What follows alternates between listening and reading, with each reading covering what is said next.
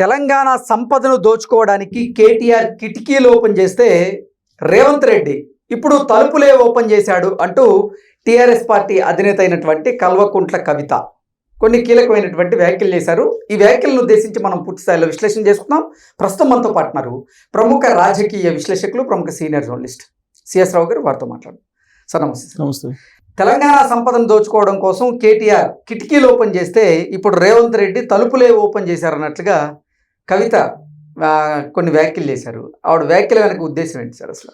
So సిక్కం భూములకు సంబంధించి 1,00,000 కోట్ల కుంభకోణం ఉంది. 1,00,000 కోట్ల వాల్యూబుల్ అయినటువంటి భూములకు సంబంధించినటువంటి వ్యవహారం ఇది. ఆ రోజున కేటీఆర్ అండ్ టీం ఈ భూముల ఆక్రమణకు పాల్పడితే ఇవాళ రేవంత్ రెడ్డి అండ్ టీం పాల్పడుతున్నారు. ఆ రోజున కిటికీలు ఓపెన్ చేసి వాళ్ళ తలుపులే ఓపెన్ చేసేసారు భూముల ఆక్రమణకి, అవినీతి సంపదకి అని చెప్పి ఆవిడ ఆరోపణలు చేయటం మొదలుపెట్టారు. ఇంకొక సెటైర్ కూడా వేశారు. ఆ రోజు కేటీఆర్ అంటే కల్వకుంట్ల తారక రామారావు.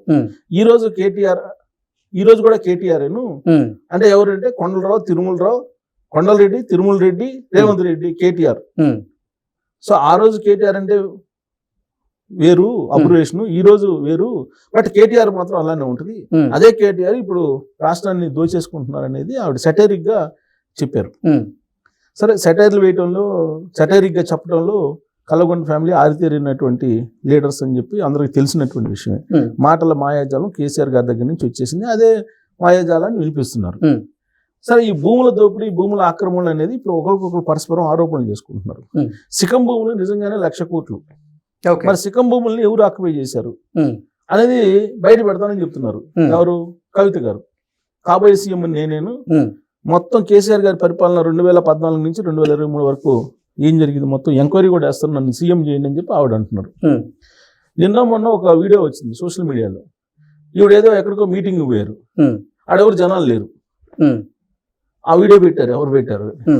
సో కాబట్టి ఈవిడ తెలంగాణ మొత్తం తిరిగి ఆ రోజు కేసీఆర్ గారి ప్రభుత్వాన్ని, ఈ రోజు ఉన్నటువంటి రేవంత్ రెడ్డి గారి ప్రభుత్వాన్ని, ఈ రెండు ప్రభుత్వాల్లో జరుగుతున్నటువంటి అవినీతిని, వీటన్నిటినీ నేను ప్రజల మధ్యకి తీసుకెళ్లి తానే సీఎం అవుతారని చెప్పి ఆవిడ చెప్పుకుంటున్నారు.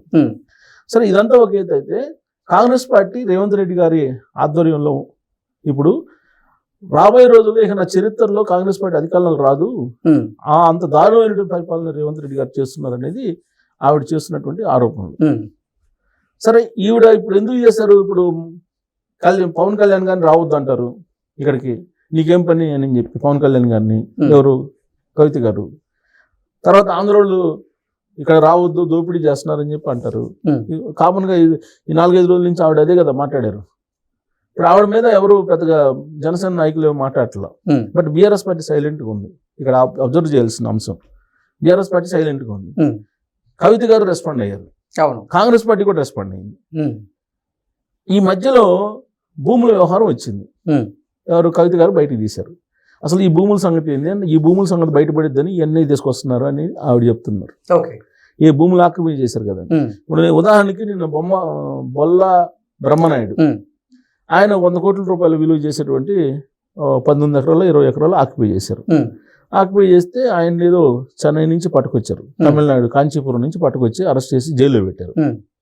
ఇలా భూములకు సంబంధించి ఆక్రమణలు కనుక బయటకు తీస్తే తెలంగాణలో, ప్రత్యేకించి హైదరాబాద్ చుట్టూ అనేక మంది జైలుకి వెళ్తారు.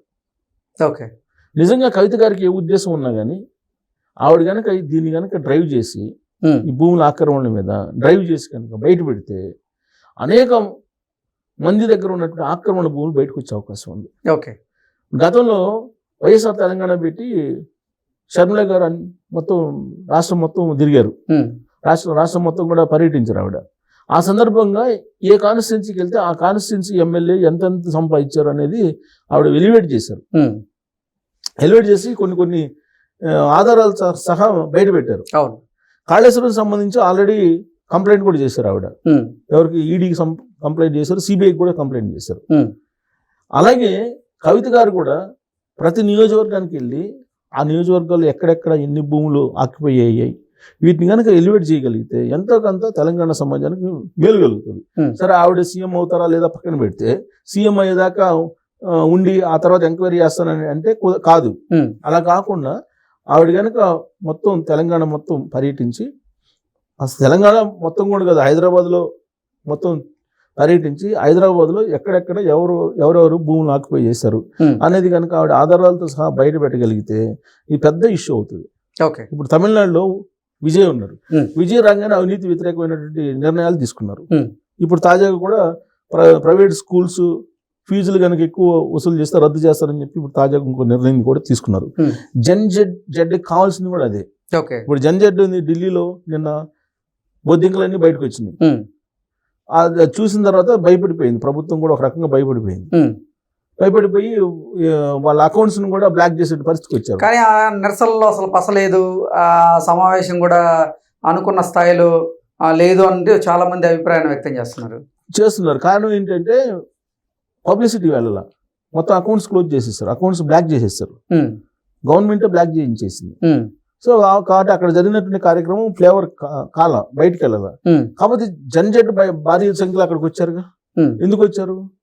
అవినీతికి వ్యతిరేకంగా వచ్చారు, ఆకుతోకలకు అక్రమాలకు వ్యతిరేకంగా వచ్చారు, ప్రభుత్వాలకు వ్యతిరేకంగా వచ్చారు.